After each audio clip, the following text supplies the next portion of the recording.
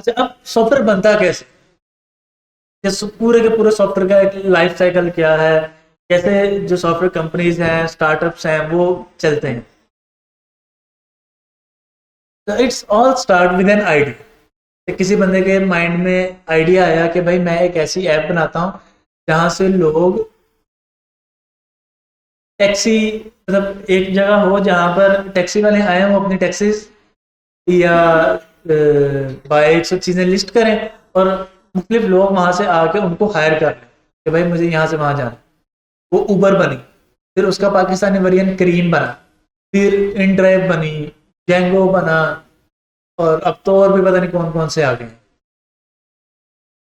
बाइकिया आ गया। But it's all start with Uber, कि भाई उबर ने ये सबसे पहले स्टेप लिया। ऑनलाइन बुक सेल करनी थी, ये आइडिया से स्टार्ट हुआ अमेजोन, कि भाई उसने जब जेफ बेजोस ने स्टार्ट किया था तो वो ऑनलाइन बुक सेल करना स्टार्ट कर, फिर आहिस्ता आहिस्ता आहिस्ता आहिस्ता वो एक्सपैंड हुआ।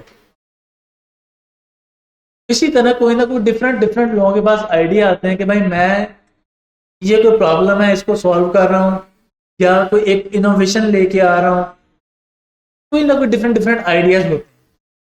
जैसे टिकटॉक, तो ये हम पाकिस्तानों की जैसे कह लें कि रहमत है, बरकत है कि इस तरह से इसे इस्तेमाल कर रहे हैं। लेकिन जब बनाया गया था तो जो इसका डेवलपर है या ऑनर है, उसने ये सोच के बनाया था कि हर बंदा 30 सेकंड की एक वीडियो बना के अपलोड करेगा कि मैं यहाँ से जा रहा हूँ, एक एक्सीडेंट हुआ, मैं 30 सेकंड की एक वीडियो बना के अपलोड कर रहा हूँ। It's kind of a news platform, कि हर बंदा न्यूज दे सके जो अगले दिन आनी, क्योंकि अगर न्यूज़पेपर में आप देख रहे हो तो वो अगले दिन न्यूज़पेपर है। आज अगर फॉर एग्जांपल 3 बजे 2 बजे कहीं को खुदा न खास्ता एक्सीडेंट हो जाता है तो वो अगले दिन के न्यूज़पेपर में आएगा। तो टिकटॉक का बेसिक पर्पज ये था कि भाई जो बंदे वहां पे मौजूद है वो उसकी वीडियो बनाए और प्लेटफॉर्म पे अपलोड कर दें ताकि बाकियों को उसकी खबर हो जाए। और हम लोगों ने टिकटॉक क्यों इस्तेमाल किया है वो फिर हम सबको पता ही है, family blogging and so on. इसी तरह डिफरेंट डिफरेंट आइडियाज हैं कि आपने ये काम क्यों कर, हम प्रोजेक्ट यूनिक कर रहे हैं। अच्छा, मेरे सॉफ्टवेयर में कोई ऐसी चीज है जिस वजह से लोग इसको इस्तेमाल करें। हम वोटिंग मशीन बना रहे हैं, वोटिंग मशीन क्यों बना रहे हैं, क्योंकि हमें पता चला कि जी जो मैनुअल है उसमें धांधली हो रही है या 2 नंबरी चल रही है, इसलिए हमने वोटिंग मशीन बनानी शुरू कर दी। या डिफरेंट डिफरेंट चीज़ें हैं, एआई को हम लोगों ने एम्पावर करना शुरू किया। फिर हमें लगा कि जब कोविड आया कि वीडियो कॉलिंग हो रही है, सारी चीज़ें हो रही हैं, लेकिन एक चीज़ मिसिंग है, विच इज़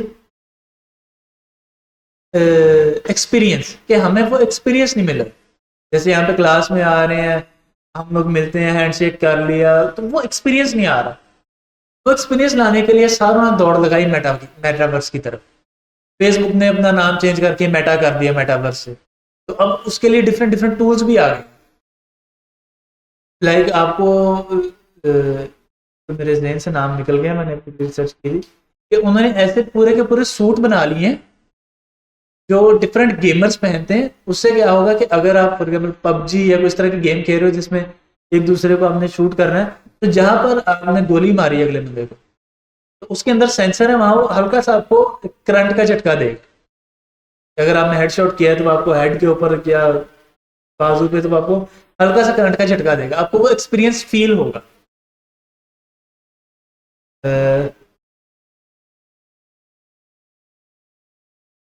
थर्मल ग्लव्स थे शायद।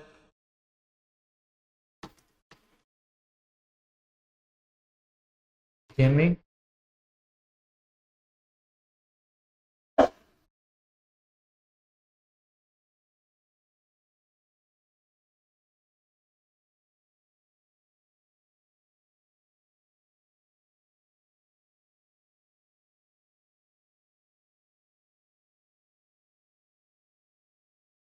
क्या था?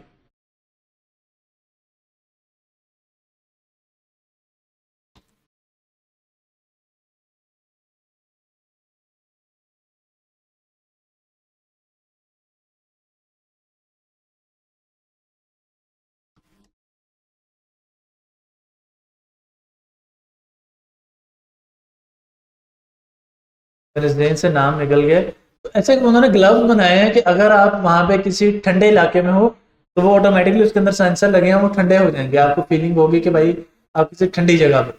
अगर गर्म है तो वो गर्म हवा या वो गर्म इस तरह की हीट रिलीज करेंगे, तो आपको वो एक्सपीरियंस आने लग गया। तो इसी तरह डिफरेंट डिफरेंट आइडियाज आते हैं जिनसे हम लोग स्टार्ट करते हैं। तो सबसे पहले हमारे पास क्या होता है, एक आइडिया।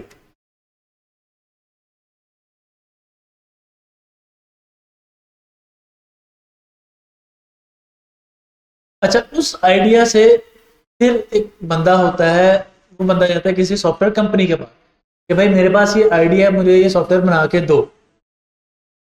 या वो किसी फ्रीलांसर के पास जा रहा है, ये गूगल टर्न ऑफ हैंड्स।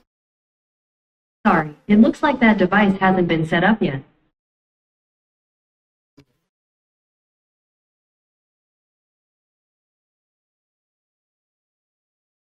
अच्छा, वो आइडिया लेके किसी सॉफ्टवेयर कंपनी के पास जाता है, फिर उस सॉफ्टवेयर कंपनी में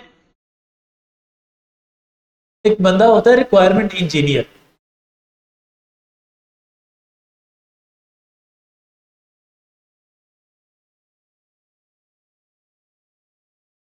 जो उससे रिक्वायरमेंट सारी एक जगह पे इकट्ठी करता है, उससे पूछता है कि अच्छा आप सॉफ्टवेयर बनाना चाह रहे हो, ठीक है। अच्छा, उस सॉफ्टवेयर की के लिए उसको बताता है, समझाता है कि ये चीज़ें ज़रूरी हैं, तो इसमें से आप क्या करवाना चाह रहे हो। जैसे वो उस बंदे को बताएगा कि भाई इस सॉफ्टवेयर को बनाने के लिए ये ज़रूरी है कि लोग लॉगिन और साइन अप कर सकें। मैं लॉगिन और साइन अप कर सकूंगा तभी मैं ये डिक्लेयर कर सकता हूँ कि ये तस्वीरें मेरी हैं, ये मतलब फेसबुक के ऊपर ये पिक्चर वीडियो प्रोफाइल ये मेरी है, ये किसी दूसरे पर्सन की है, ये अब्दुल्ला की है, ये वसीम की है, या ये जिसकी भी है। तो अब मुझे ये तो पता चल गया कि भाई ठीक है जी, लॉगिन सिस्टम उसने बता दिया, भी एक लॉगिन सिस्टम होना चाहिए। अब लॉगिन सिस्टम की आगे ईमेल पासवर्ड, फोन नंबर के साथ Google, continue with Facebook, continue with GitHub, Apple ID के साथ लॉगिन करो, एंड सो ऑन। तकरीबन मेरे ख्याल 17 टोटल है जो ऑफर होते हैं। फिर उसके बाद ईमेल पासवर्ड लेस आ गया, फोन नंबर पासवर्ड लेस आ गया। मतलब आप ईमेल एंटर करोगे, वो आपको ओटीपी भेज देंगे, वो ओटीपी आप एंटर कर दोगे and you are good to go log in. फिर उसके बाद वो पूछेगा कि अच्छा ठीक है, आप लोगों ने कहा कि ईमेल पासवर्ड लगाना है, ईमेल पासवर्ड लगा दिया। टू फैक्टर ऑथेंटिकेशन लगानी है, हाँ या ना। वो इस तरह के सारे मतलब डीप डाइव क्वेश्चन करता जाएगा, और एक एट द एंड उसको पता चल जाएगा कि एग्जैक्ट इसके माइंड में है क्या। सॉफ्टवेयर तो ये बनवाना चाह रहा है, सॉफ्टवेयर की एग्जैक्ट सूरत क्या होगी, एग्जैक्ट सॉफ्टवेयर होगा कैसे। कहने को तो मैं कह दूंगा कि भाई मुझे व्हाट्सएप का क्लोन बना दो या फेसबुक का क्लोन बना दो। मेरे पास बजट है सारा $2000। $2000 में फेसबुक का क्लोन नहीं बन सकता। फिर हम उसे बताएंगे कि भाई फेसबुक का क्लोन बनाना है तो फेसबुक में फीचर है कि आप उसके ऊपर ऐड चला सकते हो, फेसबुक में फीचर है ये आप किस किस फीचर के ऊपर आना चाह रहे हो। फिर हम उसे बताएंगे कि भाई इस बजट में ये फीचर बन सकते हैं। तो फिर एक डॉक्यूमेंट बनता है SRS।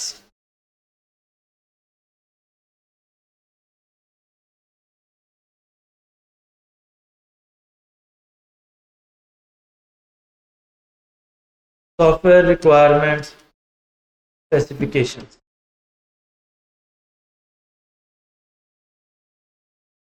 अब वो सारी की सारी रिक्वायरमेंट लिख लेगा उस ओनर से पूछ के जो उस बजट में आ रही है और जो ओनर चाह रहा है। तो बाज़ औक़ात होता है कि भाई ओनर चाहता है कि भाई ठीक है, अब मेरे बजट में तो ये 5-7 आ रही हैं, लेकिन मैं चाहता हूँ कि ठीक है मेरे में से ये 10 रिक्वायरमेंट है, इसमें से मैं चाहता हूँ पहले वेरिएंट में 5 आ जाए क्योंकि मेरे बजट में 5 ही आती है। तो पहले ये वाली 5 आती, लॉग इन साइन अप आ जाए, फॉरगेट पासवर्ड आ जाए, इस तरह के 5-7 रिक्वायरमेंट लिखवा देते। तो पूरा एक डॉक्यूमेंट वो बना लेते हैं जिसके अंदर each and everything in deep detail लिखी होती है। डीप डिटेल का मतलब क्या है कि भाई वो कहता है कि भाई मुझे कलर चाहिए अपनी एप्लीकेशन का रेड और ब्लैक। तो रेड के आगे बहुत सारे शेड्स हैं, जैसे हम लोगों ने टेलमेंट में ही देखे ना 10 शेड तो इन्होंने दिए। तो रेड के आगे बहुत सारे शेड्स, तो वो उसको बहुत सारे शेड्स दिखाता है और उस शेड में से पसंद करवाता है कि आप इससे सिमिलर शेड लेना चाह रहे हो, बहुत ज़्यादा डार्क मेरूनिश वाले में जाना चाह रहे हो, बहुत लाइट रेड में रहना चाह रहे हो, बिल्कुल सेंटर प्योर रेड है उसमें जाना चाह रहे हो, रोज रेड उसमें जाना चाह रहे हो, तो सारे शेड दिखाएगा और फिर उसमें से वो पसंद कर लेगा कि भाई ठीक है कुछ इस तरह का रेड कलर चाहिए या इस तरह का ब्लू कलर चाहिए, वो सारी की सारी चीज़ें वो इस डॉक्यूमेंट में लिख देता है। फिर ये डॉक्यूमेंट जाता है डिजाइनर के पास।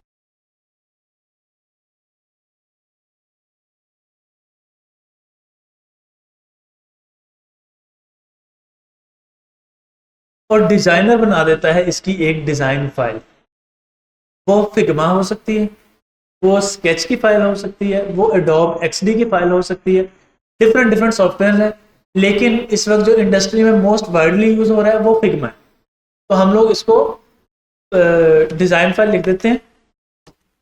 लेकिन हम लोगों को पता लग गया कि डिजाइन फाइल में क्या हो सकता है, बना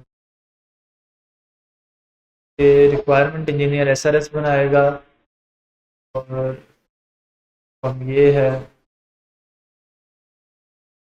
डिजाइनर बनाएगा ये,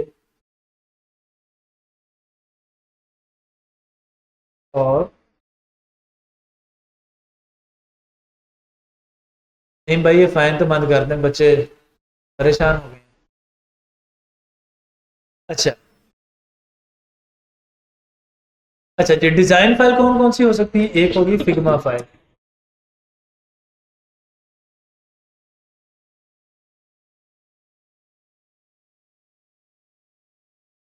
अच्छा, फिग्मा फाइल हो गई, या वो हो सकती है स्केच फाइल हो सकती है, वो हो सकती है एडोब एक्सडी की फाइल हो सकती है, या जितने भी डिजाइन के टूल्स पड़े हैं उनकी फाइल हो सकती है।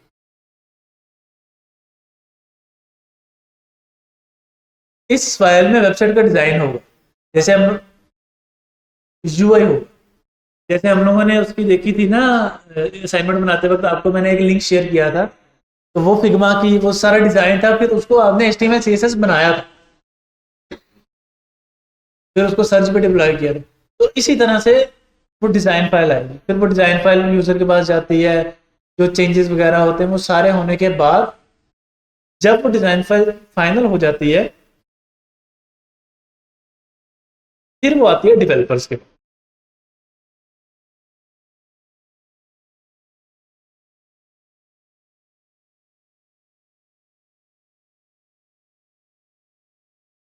डेवलपमेंट के।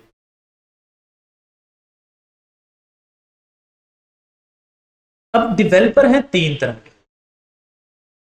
अच्छा, छोटी कंपनीज में या एज अ फ्रीलांसर तो आपको सारा कुछ खुद ही करना पड़ेगा, कि आपको एसआरएस भी खुद ही लिखना है, डिजाइन भी खुद ही सोचना है, ये भी खुद ही करना है। मैं ये बात कर रहा हूँ कि एंड टू एंड प्रोजेक्ट एक कंपनी में, जो एक नॉर्मल साइज या एक अच्छी कंपनी है उसमें कैसे बनता है, या एक स्टैंडर्ड क्या है।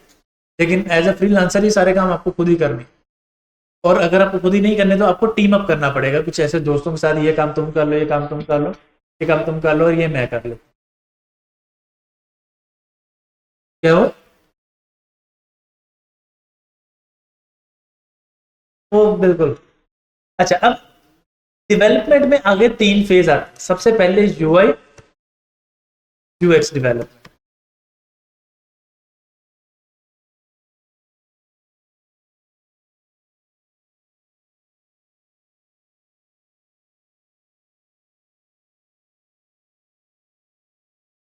फिर आ गया front end development,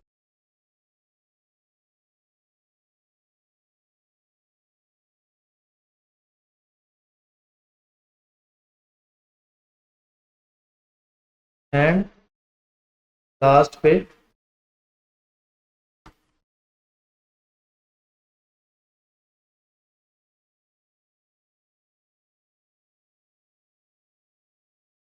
back end development.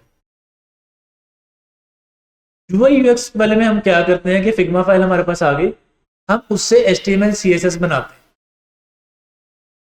UI UX developer का क्या काम है कि उसको हमने फिग्मा फाइल दे दी या डिजाइन की फाइल दे दी है, अब उसने उससे उसकी एचटीएमएल सीएसएस बनाना, वो एचटीएमएल एलिमेंट सीएसएस बना दे, वो HTML बूटस्ट्रैप कर ले, वो HTML एंड डिजाइन CSS कर ले, वो HTML मटेरियलाइज CSS कर ले, कुछ भी कर ले, वो HTML SCSS कर ले, वो कुछ भी कर ले, लेकिन मेन गोल क्या है कि भाई उसने वो डिजाइन में लेके आना। अब डिजाइन में लाने के बाद फ्रंट एंड डेवलपर का काम है कि जो फ्रंट एंड का कोड कौन सा है, जो यूजर देख रहा है, यूजर कौन सा कोड देख रहा है, जो HTML CSS बनाई है, उसके अंदर लॉजिक डाल।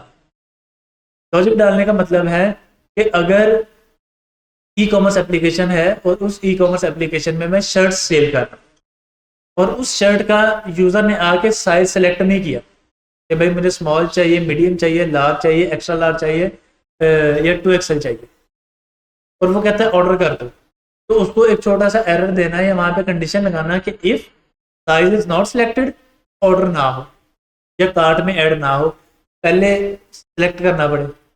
फिर जब कार्ट में ऐड हो जाए तो जो ऊपर कार्ट का आइकन है उसके ऊपर नंबर शो हो कि 2 प्रोडक्ट्स 3 प्रोडक्ट्स ऐड है। इस तरह के डिफरेंट डिफरेंट लॉजिक्स लगा फ्रंट एंड के ऊपर, ये फ्रंट एंड डेवलपर का काम। फिर अगर यूजर कोई फॉर्म फिल कर रहा है, ईमेल, पासवर्ड, उसकी चेकिंग करना। बाज़ औक़ात हम लोग जैसे पासवर्ड एंटर कर रहे होते हैं तो अक्सर वेबसाइट पे होता है कि पासवर्ड में होना चाहिए वैलिडेशन, जिसे हम बोलते हैं 12 कैरेक्टर्स हो, उसमें एक नंबर हो, एक स्पेशल कैरेक्टर हो, एक कैपिटल कैरेक्टर और एक स्मॉल एटलीस्ट। तो वो हम फ्रंट एंड में साथ साथ वैलिडेशन परफॉर्म करना। तो इस तरह की जो इफ कंडीशंस हैं, लॉजिक्स हैं, ये सारी के सारी अप्लाई करना, ये फ्रंट एंड डेवलपर का काम। और फ्रंट ये सारे काम हम लोग करते हैं जावास्क्रिप्ट या टाइपस्क्रिप्ट के थ्रू। बैकएंड डेवलपर का काम है बैकएंड मैनेज करना, डेटाबेस के साथ हमारी एप्लीकेशन कैसे इंटरेक्ट कर रही है, जब लॉगिन साइन अप हो रहा है तो वो ईमेल और पासवर्ड मैच हो रहा है, एप्लीकेशन सिक्योर है या नहीं है। जब हम बैकएंड के ऊपर आएंगे तो हमें पता चलेगा कि बैकएंड होता ही क्यों, बैकएंड बनाने की जरूरत ही क्यों पड़ी, अकेले फ्रंट एंड से पार्ट क्यों नहीं होगी, तो हम लोग डिटेल में डिस्कशन करेंगे। तो बैकएंड का वाले डेवलपर का काम है कि जावास्क्रिप्ट, पाइथन या इस तरह की किसी प्रोग्रामिंग लैंग्वेज को यूज करते हुए बैकएंड के ऊपर लॉजिक लगा। पेमेंट अगर कोई कर रहा है तो वो बैकएंड के ऊपर वो चेक करे कि हाँ पेमेंट हो गई या नहीं हुई, पेमेंट सक्सेसफुल हुई नहीं हुई, अगर नहीं हुई तो उसकी क्या वजह है, अगले के बंदे के बैंक अकाउंट में पैसे नहीं है या किसी वजह से बैंक ने रिफ्यूज कर दिया है, या जैसे जैज कैश में है कि अगर आप छोटे फ़ोन वाले मोबाइल से करें तो आधे घंटे तक वो पैसे नहीं ट्रांसफ़र करते, तो उसने कहीं कैंसिल ना कर दिए हों, या कोई इस तरह की डिफरेंट डिफरेंट प्रॉब्लम है, या उसकी क्रेडिट कार्ड की लिमिट पूरी हो गई है आज की। तो ये डिफरेंट डिफरेंट चीज़ें हैं जिसकी वजह से एरर आ सकती है, तो वो सारी चीज़ें बैकएंड पर वो बैकएंड का डेवलपर चेक कर।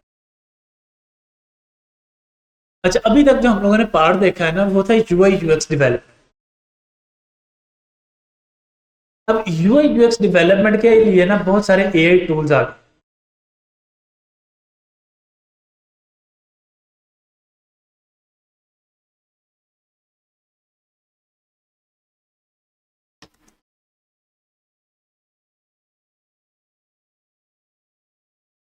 वो AI टूल्स क्या करते हैं कि अगर हम उन्हें डिजाइन फाइल दें,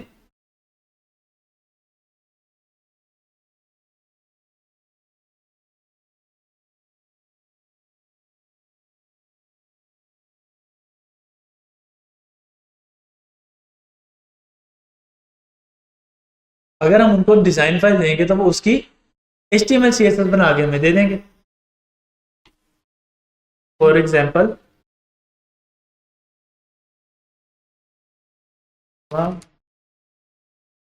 कोड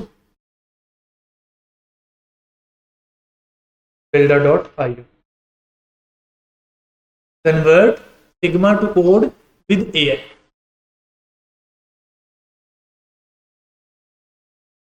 कार्ड,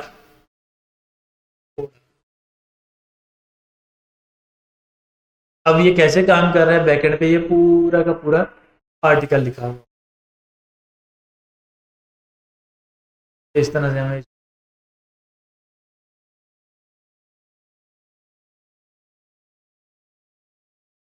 अच्छा, अब इन 3 डेवलपमेंट में जो सबसे पहले में जो सबसे कम रोल था, जहाँ सबसे कम नॉलेज रिक्वायर्ड था, वो यूआई यूएक्स था। जब सबसे कम नॉलेज रिक्वायर्ड था, उसका सबसे कम रोल था, तो उसके पैसे भी उतने कम ही थे। ऊपर से एआई टूल्स आ गए हैं जो उस काम को और क्विकली कर रहे हैं।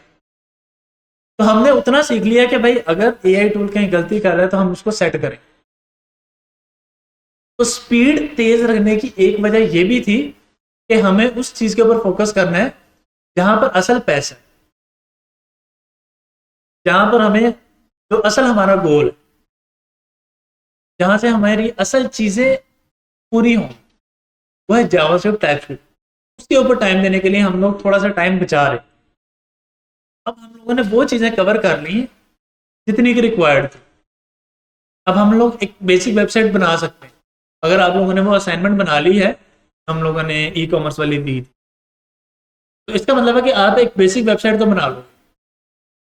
अब एक दफा आप लोगों ने वो उस असाइनमेंट से गुजर गए या एक दो और लैंडिंग पेजेस बना लिए, फिर आपको इस HTML CSS की टेंशन लेने की जरूरत है, क्योंकि फ्लेक्स बॉक्स वही है, उसको थोड़ा बहुत हम लोग चीज़ों को चेंज करेंगे या ग्रिड है तो उसको हम लोग कर लेंगे। लेकिन मेन जो चीज़ है वो आती है डेवलपमेंट, जहां पर लॉजिक के साथ हमें खेल लॉजिक के साथ खेलने के मतलब, भाई ऊबर आ गया। ऊबर में मैं कहता हूँ कि भाई मुझे राइड लेनी है, तो वो मुझे मेरे आसपास के ड्राइवर शो करना शुरू कर देता है।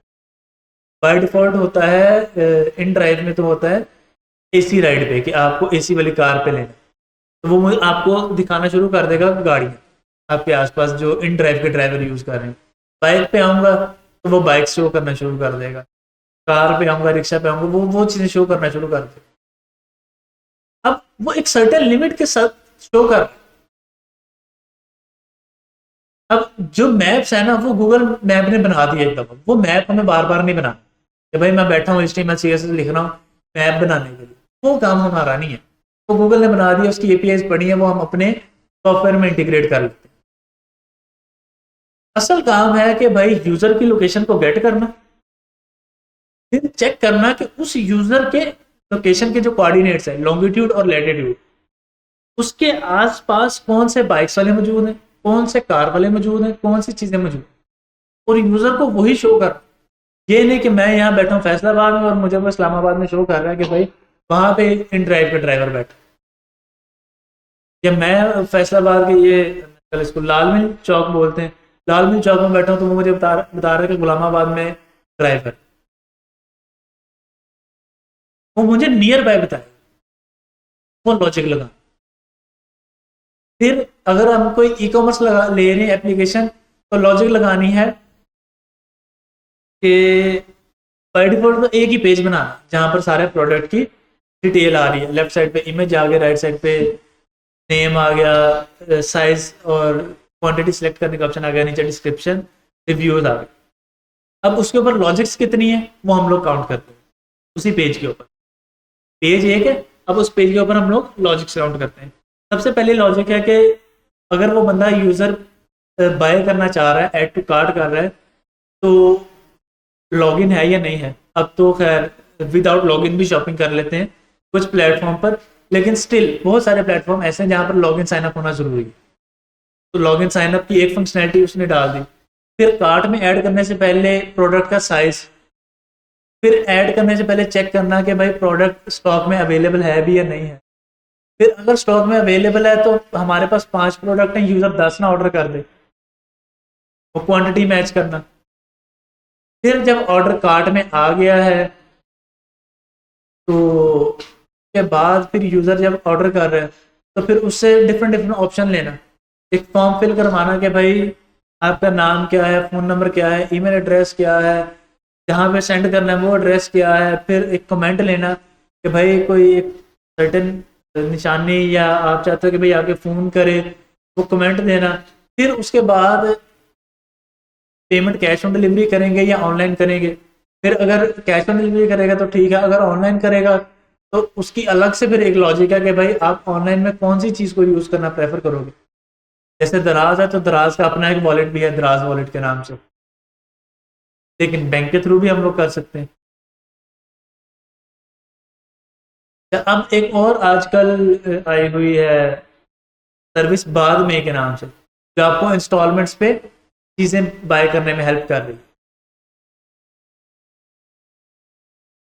प्राइस भी है, बाद में करके भी है, शायद प्राइस भी है और बाद में, ये दो तीन सर्विसेज हैं, जैसे इन ड्राइव, ऊबर, क्रीम, ये पाकिस्तान में तो एक ही काम कर रही है। तो पाकिस्तान में इसका कल तुक्का लग जाता है, सारी दुनिया उसी के पीछे हो जाती है। तो ये मुख्तलिफ बन गई हैं। एक गो लूट लो करके भी थी शायद, तो इस तरह करके डिफरेंट डिफरेंट सर्विसेज आ गई।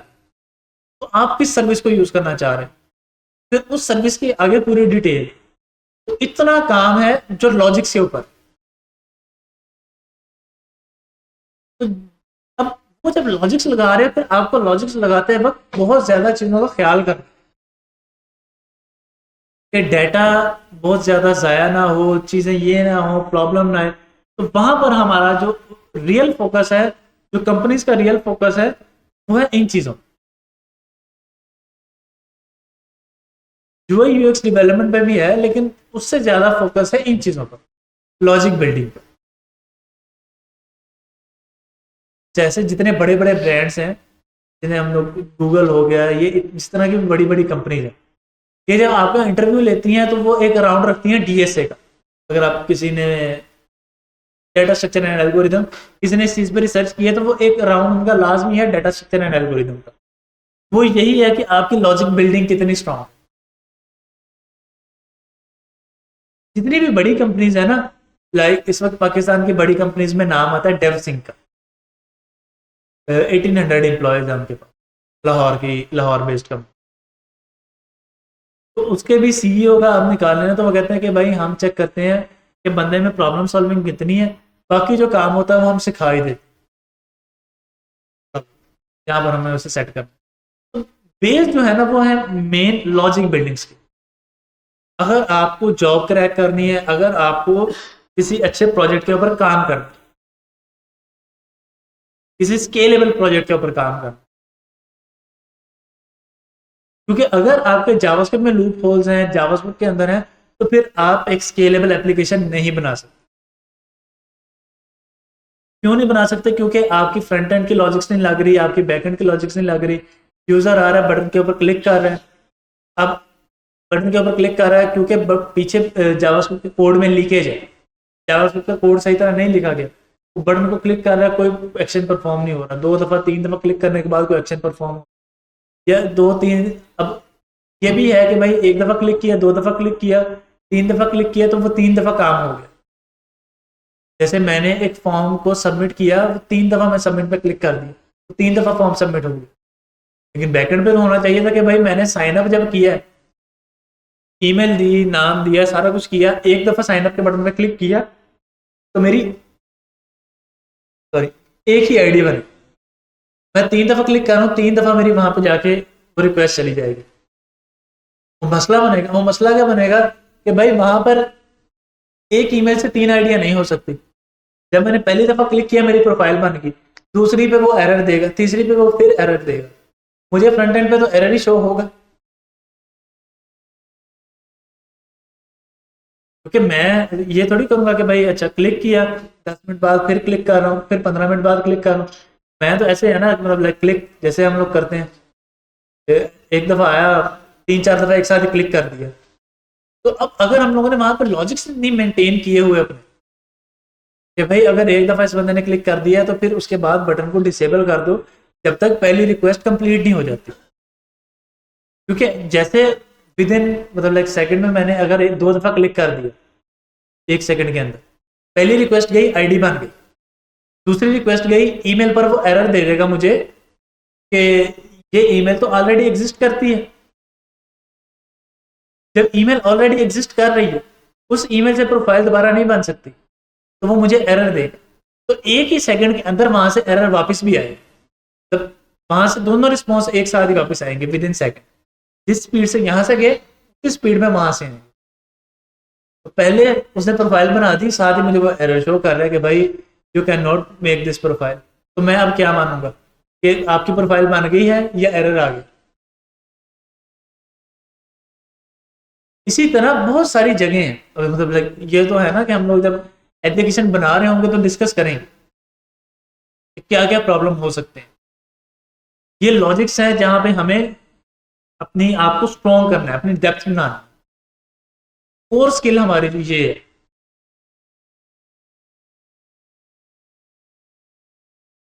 इसके बगैर अगर हम लोग आगे चल रहे हैं तो फिर हमारे लिए मसले।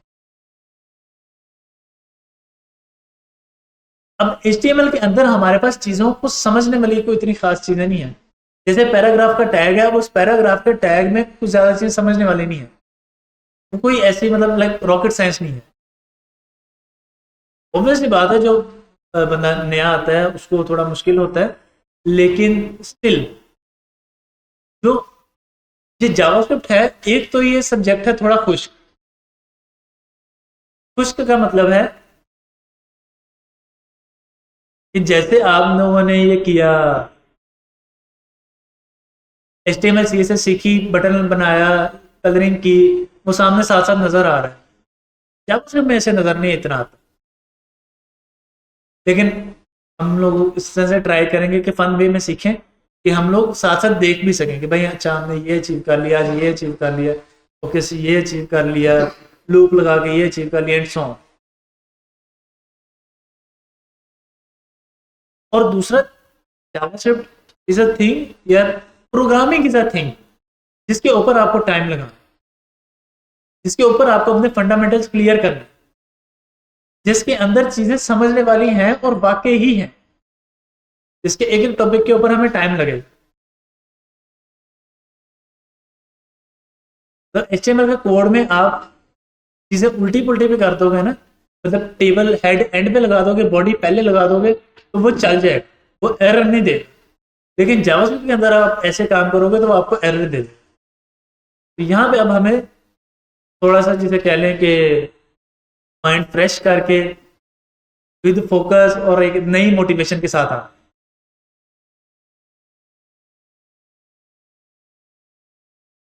ये वो रीजन थी कि मैंने टाइम निकाला है जावास्क्रिप्ट या टाइपस्क्रिप्ट के लिए। क्यों? क्योंकि यूआई यूएक्स एक तो उसका पहले भी स्कोप कम था, उसके बाद क्योंकि ये इतना मुश्किल नहीं है। जिसको जावास्क्रिप्ट आती है, टाइपस्क्रिप्ट आती है, जिस बंदे ने जावास्क्रिप्ट टाइपस्क्रिप्ट के ऊपर अपने फंडामेंटल क्लियर कर लिए, उसके लिए मैक्सिमम 1 से 1.5 मंथ और वो यूआई यूएक्स क्लियर कर लेता था। और उसके ऊपर भी अब इसके लिए एआई टूल्स आ गए, तो अब इसका काम और मतलब कम हो रहा है। तो हमने वो काम करना है ना कि हमें जॉब मिले, काम मिले आगे। क्योंकि अगर हम लोगों ने वेले ही बैठ रहे हैं, फिर तो यूनिवर्सिटीज की डिग्रीज भी चल रही हैं या और भी डिफरेंट डिफरेंट काम। जो हमारा फोकस है, हम उसके ऊपर आने के लिए हम लोगों ने ये काम किया। फिर अगर कोई टॉपिक समझ नहीं आता है तो वो हम कोई ऑनलाइन सेशन कर लेंगे, या पीछे कवर नहीं हुआ है तो हम लोग काम कर लेंगे कि एक क्लास प्रैक्टिस सेशन रख लेंगे थोड़े दिनों में ना। एक आधा कोई प्रैक्टिस सेशन रख लेंगे कि ये कंप्यूटर ऑन करवा लेंगे सारे, और यहाँ पर बैठ के हम लोग प्रैक्टिस करेंगे। मैं कुछ कोड मैं यहाँ पे कर लूँगा, कुछ आप लोग करेंगे और हम लोग प्रैक्टिस कर लेंगे।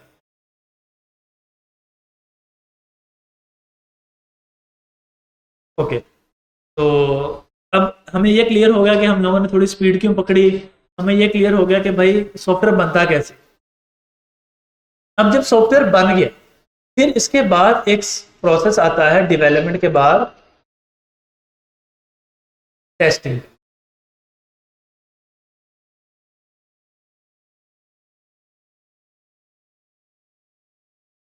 अच्छा, अब उस टेस्टिंग में आगे और बहुत सारी चीजें, कि यूनिट टेस्टिंग है, इंटीग्रेशन टेस्टिंग है, बहुत सारी टेस्टिंग। तो ये टेस्टिंग जो टेस्ट इंजीनियर होते हैं, टेस्टर होते हैं, वो ये चीजें काम करते हैं। अच्छा, टेस्टिंग के बाद जब वो सारा काम हो जाता है, फिर आता है एक अलग एक नया फेज, डिप्लॉयमेंट।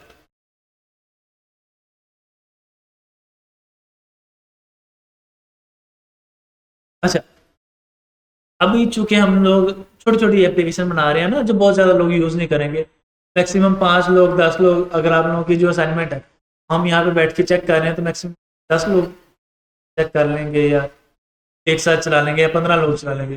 तो इसलिए हम लोग डिप्लॉयमेंट कर रहे हैं सर्च की एक कमांड के साथ, और वो हमारी डिप्लॉय होगी सर्च के सर्वर। लेकिन सॉरी, लेकिन जो वेबसाइट्स हैं या जो एप्लीकेशन हैं जो बहुत ज़्यादा लोगों ने इस्तेमाल करनी है, जैसे बोर्ड की वेबसाइट है, जीपीटी है, यूट्यूब है, डिफरेंट वेबसाइट जिसके ऊपर बहुत ज़्यादा लोड आना है, उसकी डिप्लॉयमेंट करते वक्त हमें बहुत सारी चीज़ों का ख्याल रखना पड़ता है कि भाई अगर फॉर एग्जांपल जो फोटोशॉप है, फोटोशॉप को अगर हम लोग डाउनलोड करके अपने सिस्टम में चला रहे हैं, वो 4 GB का है, 4 GB हार्ड डिस्क कवर कर रहे हैं। तो इसका मतलब है कि अगर 400 बंदे फोटोशॉप चलाते हैं तो उनको 400 GB हार्ड डिस्क चाहिए। यही काम अगर मैं सर्वर पे कर दूं कि भाई जो बंदा भी मेरी वेबसाइट के सर्वर पे आके, जो मेरी बंदा वेबसाइट पे आके फोटोशॉप यूज़ करेगा, वो 4 GB सर्वर यूज़ कर रहा है। अगर 100 बंदा आ गया तो मुझे 400 GB रिक्वायर्ड है, और अगर किसी वजह से 500 बंदा आ गया, नहीं 100 के लिए 400 तो 500 के लिए 2000 GB रिक्वायर्ड। अब अगर मेरा सर्वर 2000 तक स्केल नहीं हो रहा किसी वजह से, तो मेरी वेबसाइट क्रैश कर देगी। यही वजह है कि जब हमारे बोर्ड के रिजल्ट आते हैं हमारी वेबसाइट्स क्रैश कर जाती है, क्योंकि नॉर्मल डेज में चलाएं तो अभी अगर मैं चलाता हूँ भाई Faisalabad, with in few second open होगा। लेकिन अगर यही रिजल्ट होता है तो ये लोड हो रही है, एरर आ रहा है। वो एरर क्यों आ रहा है? क्योंकि इसके सर्वर के ऊपर एक लिमिट है कि भाई ये सर्वर 50,000 बंदों को डील कर सकता है, 1 लाख बंदों को डील कर सकता है। जब 1,11,000, 1,10,000, 1,05,000 यूजर आएंगे तो फिर आपको प्रॉब्लम आएगी। तो उन प्रॉब्लम से बचने के लिए डिप्लॉयमेंट का फेज आता है। तो पूरा का पूरा एक इंजीनियर होता है जिसे डेवऑप्स इंजीनियर बोलते हैं।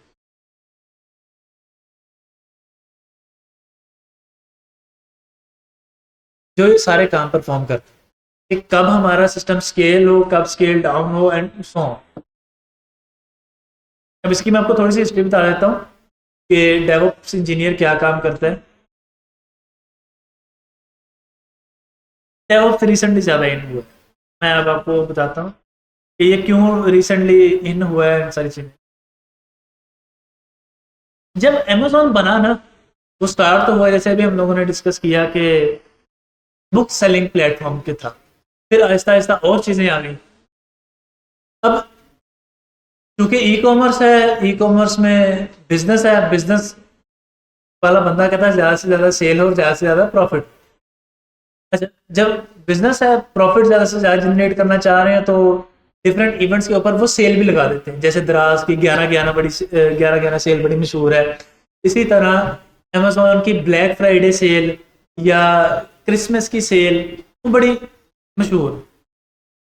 अच्छा, अब जब अमेजोन नया नया बना ना, तो उन्होंने सर्वर अपने रखे। सर्वर अपने रखे का मतलब क्या है कि यहाँ पर ना अगर आप जाए ना ऑफिस में, एक छोटा रूम है, उसके अंदर एक ब्लैक बॉक्स पड़ा, वो सर्वर चलाने।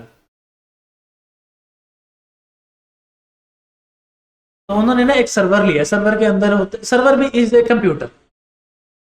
ये जो हम कंप्यूटर इस्तेमाल करते हैं ये बना है एक बंदे के इस्तेमाल के लिए, पर्सनल कंप्यूटर। सर्वर होता है बहुत सारे लोग एक साथ इस्तेमाल कर सकते हैं।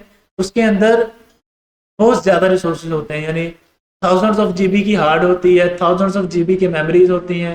मेमोरी का मतलब रैम होती है, जो हम नॉर्मल अफोर्ड नहीं करते।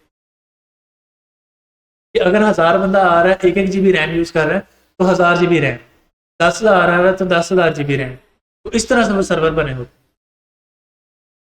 तो जब अमेजोन ने देखा कि भाई मेरा सारा साल तकरीबन 100 यूजर्स पर डे आ, मोर और लेस एवरेज ये आ, तो उसने अपना जो सर्वर था वो सेट कर लिया 200 के लिहाज से, कि 200 यूजर आ जाएगा। जब मैक्सिमम मेरे पास एवरेज या मैक्सिमम मेरे पास 100-125 यूजर आता है पर डे का, मैक्सिमम हुआ 200 आ जाएगा। तब उसने डबल कर लिया अपने लिहाज से। बट जब सेल हुई या सेल लाइव हुई ब्लैक फ्राइडे की या क्रिसमस की, तो ऑब्वियसली बात है उनकी वेबसाइट पे ज़्यादा लोग आ गए, सर्वर क्रैश कर गए। अब चूंकि उसके लिए बिजनेस था, कमाई का जरिया था, तो वो क्या किया, उसने जितना पैसा कमाया सेल के साथ, वो फौरन गया और रैम खरीदी और हार्ड खरीदा और सर्वर खरीदा, वो अपनी वेबसाइट के साथ अटैच कर दिया कि भाई अब मेरी वेबसाइट है 1000 बंदे के लिए, मैंने जो प्रॉफिट कमाया। अब वो फिर देख रहा है कि यार सारा साल 200 यूज़र आ रहा है, मेरा 800 जो बंदों का रैम हार्ड रिसोर्सेज वो ज़ाया हो रहे हैं। ये मसला है।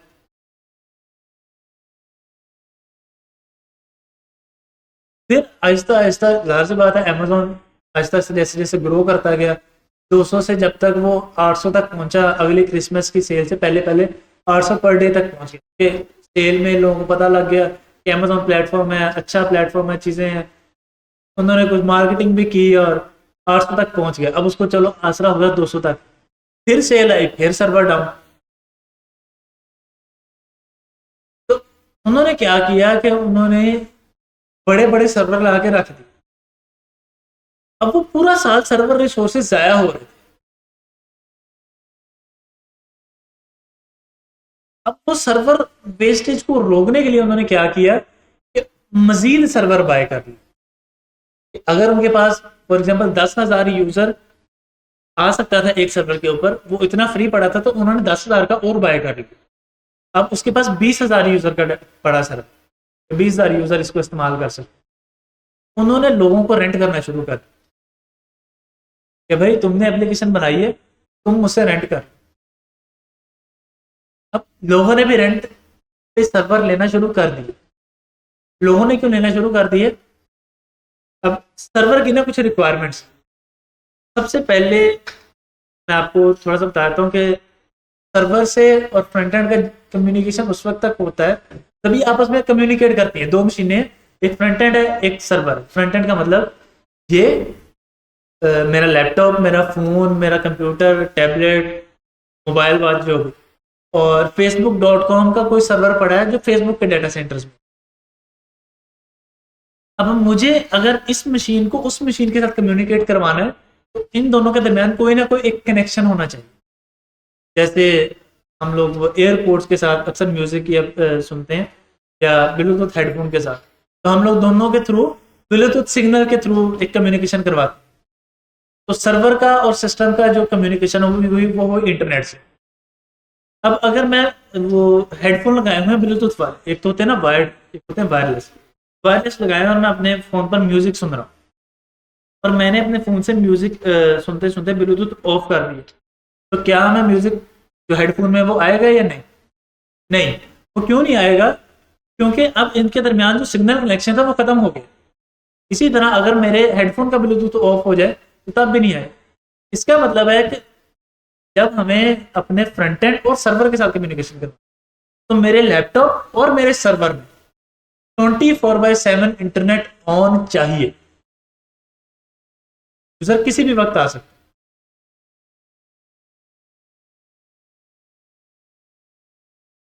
सबसे पहली रिक्वायरमेंट तो हो गई भी मुझे 24/7 इंटरनेट ऑन रखना ही रखना। फिर अगर मैं म्यूजिक सुन रहा हूँ, मेरा फोन या हेडफोन की बैटरी लो हो गई और वो बंद हो गया, तब भी म्यूजिक बंद। अगर फोन की हो गई तब भी, हेडफोन की हो गई तब भी। इसका मतलब है कि भाई मुझे अपनी पर्सनल मशीन को भी और सर्वर को भी 24 घंटे ऑन रखना है। अब पर्सनल मशीन फॉर एग्जांपल मेरी जो एप्लीकेशन है वो 100 यूजर यूज कर रहा है, तो वो 100 यूजर की अपनी अपनी है। अब अगर उस 100 यूजर की 10-10 मिनट भी चलती है, तो इसका मतलब है कि एक दिन में 1000 मिनट मशीन चल गई जो फ्रंट एंड वाली है।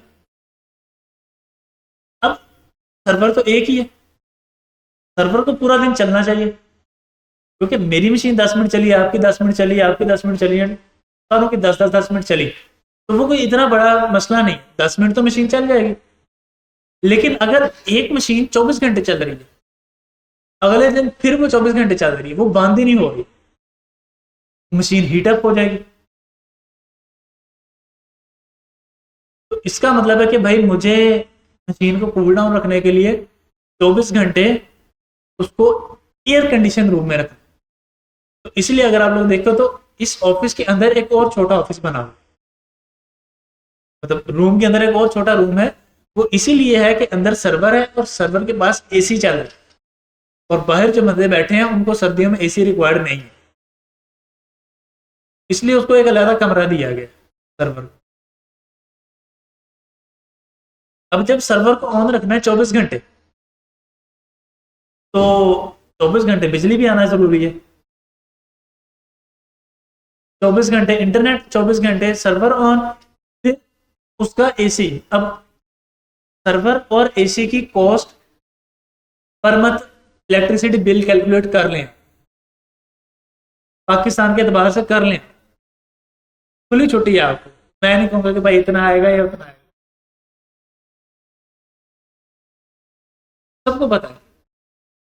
अच्छा, फिर उसके बाद भी एक मसला है कि वो मशीन है, मिट्टी पड़ जाती है, उसकी साफ सफाई करना, फिर ऑब्वियसली बात है उसमें तारें तूने जुड़ी हैं, हार्ड रैम तारों के थ्रू जुड़ती है ना। अगर आप सीपीयू ऑन करें तो उसमें ब्रेक ब्रेक बहुत सारी तारें होती हैं, तो उसमें बहुत सारी तारें, तो इसका मतलब है कि कोई एक ऐसा बंदा जो नेटवर्क इंजीनियर हो, हार्डवेयर इंजीनियर हो, वो भी हमें हायर करना है, जो हमारे सर्वर का ख्याल रखे। तो उनको ही सैलरीज, उनको साफ करने के लिए जो मशीनरी ब्लोअर वगैरह रिक्वायर्ड है वो, इलेक्ट्रिसिटी का रिक्वायर्ड, इलेक्ट्रिसिटी, फिर एसी का खर्चा, और ये वो।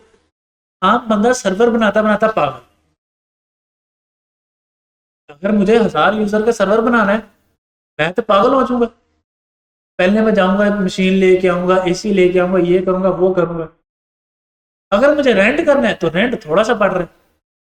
जहां मेरा फॉर एग्जाम्पल अगर 3 लाख का सर्वर रिक्वायर्ड स्टार्ट हो रहा है, तो यहाँ पर अगर मुझे रेंट देना है तो वो मुझे देना $20,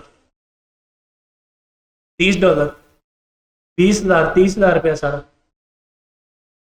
ऐसे ही है जैसे हम लोग घर बनाने जाए तो करोड़ रुपया लग जाता है, लेकिन अगर रेंट पे लेने जाए तो मुझे महीने का 15,000 रुपया दे।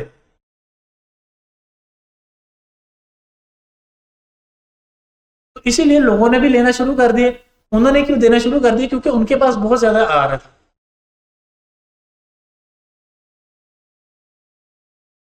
अब हमें यह तो पता चल गया कि भाई ठीक है, ओके, उनको भी पता चल गया, उनका भी फायदा हो गया, हमारा भी फायदा हो गया, विन विन सिचुएशन हो गई ना। तो उन्होंने कहा कि हम ना आपको ये काम भी करके देंगे कि आपको इस चीज की टेंशन लेने की जरूरत नहीं कि सर्वर बड़ा कैसे होगा। आप कोड लिख दो,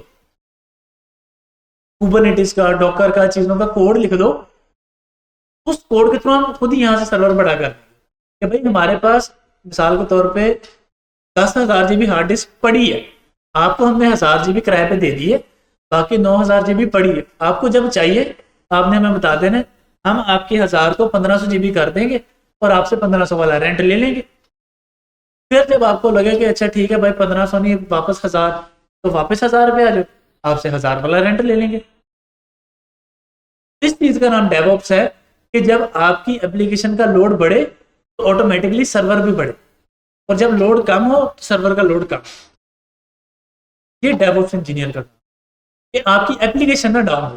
वो मतलब वो कोड लिख देते हैं कि भाई जब for example 80% of hard use हो जाए तो 10% और बाय कर ले, 90% ऑफ रैम हो जाए तो 20% और बाय कर ले, इतना जीपीयू यूज हो जाए तो इतना और बाय कर ले। इस तरह की सारी लॉजिक्स होती है।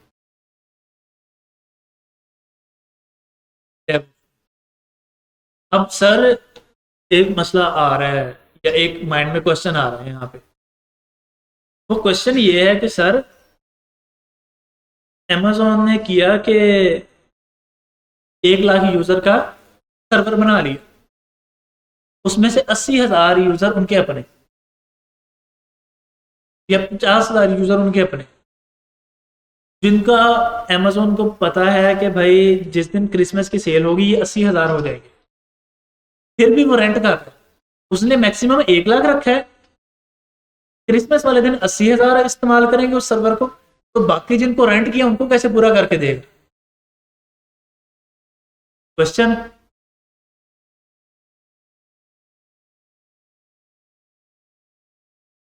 तो उन्होंने पूरी R&D टीम बिठाई हुई है इसके ऊपर।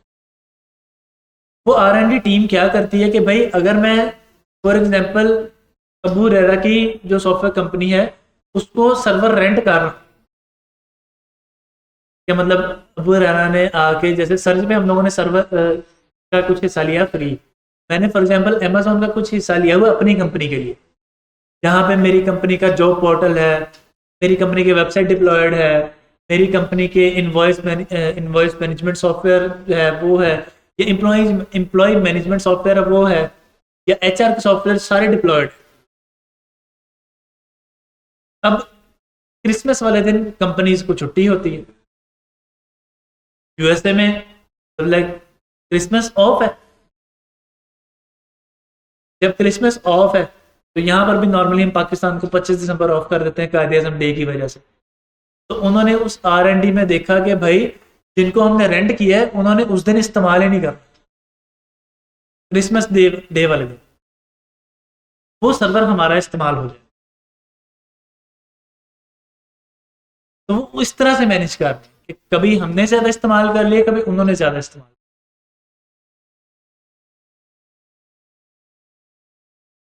यहाँ तक क्लियर है कि डेवऑप्स इंजीनियर क्या काम कर रहा है और डेवऑप्स की फील्ड आई क्यों।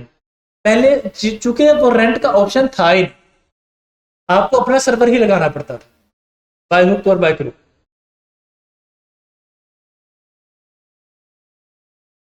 अटेंडेंस नहीं हुई,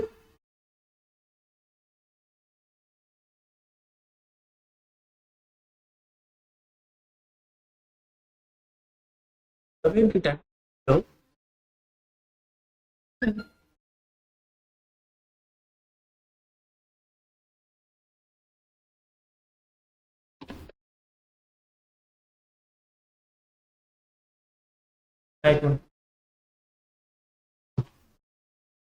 और डिप्लॉयमेंट के बाद जो लास्ट फेज है वो है मेंटेनेंस का।